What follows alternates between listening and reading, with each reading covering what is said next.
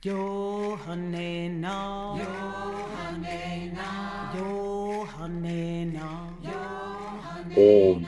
Johanena, So what is an Johanena. elder? A sage, a wisdom keeper. That's what we're going to explore here. Right now in the United States, the largest population is those who are in the second half of life.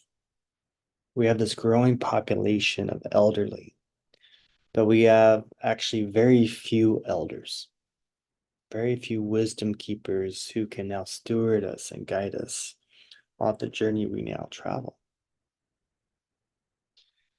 And so, what is an elder or a sage? Why do we need them today? Elders are those who have survived the many little deaths of life, and they have learned something of the beauty and meaning of being fully alive. And by being fully alive, we're not talking about, the life coaches and things that are trying to say, live your best life, but rather that being fully alive, you have really experienced and integrated and come into intimate relationship with the deep textual layers of life.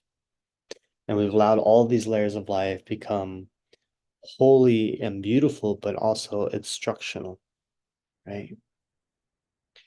Now, it's shared that, during dark times, those who have survived their own battles and have harvested the hidden lessons within those battles, within their cyclic stages of life, they become the guides to finding a renewed sense of life amidst the challenges of life. Elders are those who are now on the other side of the fires of life and can now speak from a deeper place that alert others to the worth and the deeper meaning of going through the trials that we may be experiencing now. Now, ultimately, what people have to offer, what people have to offer each other is the stories they have lived, right? The adventures they have had and the tragedies, not that they had just survived, but have grown up out of despite of, right? The elders were those who knew their stories of life, and they could tell their stories in a way that revealed the hidden path that we each walk as we tend to the business of life. So the thing is, in my years, whatever was part of my instructions in life was to seek out elders. So when I first encountered an elder at the Puap Sweat Lodge, what became very clear was that elders are those who really know their stories, and they tell their stories from a deeper place where it holds medicine and insight and wisdom. I sat with elders of our beautiful native relatives here in the Northwest and in the Southwest. And they would tell the stories of how, as children, they would go to the stores and they would have signs on their windows that said no dogs or Indians were allowed. They had told these stories of how, they were bussed out into Indian reservations and they were given rancid, flour and oils, and all they could make was fry bread. And they were given lots of alcohol. And so many became alcoholic and diabetic.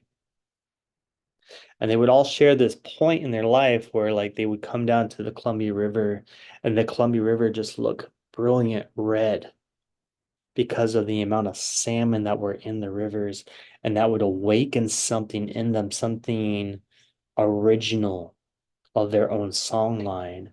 And it alerted them to something deeper for them to tap into, and how they were able to grow out of the hate and the bias and the racism. And they found their medicine to come back to sing some kind of beauty into the world. So they don't tell their story from a place of shame and hardship, but as a story of medicine and how spirit connected them and still wove them into the deeper currents of life. And that's what became medicine stories. And each one of us has our medicine story. We each have an origin story of what we grew up out of, despite of the times or Johannena, family conditions or what have you. Johannena, And when you can begin to know your story from this perspective, so much healing occurs. We let so much of our life go, and we see the archetypes, we see the characters, we see the stories in others, and how those stories directly impacted us. We gain this beautiful understanding, and we grow into this elderhood, this eldership or sage, that we can speak from a place not as a victim or this is what I was my lot in life, but we can speak from that river beneath the river. And we can now move through life knowing the medicine we carry because of the life we have lived, and we can now impart that for others who have yet to walk the path. And that is such a beautiful thing. And today we are so in need of elders, are so in need of these wisdom keepers. And I hope you are ready and willing to grow in and become them. It says, like, if we want elders in the world, we must be willing to become them. And to become them is to truly understand and know our own story. Mm. Yo hane na, yo Oh. hane na, yo hane na.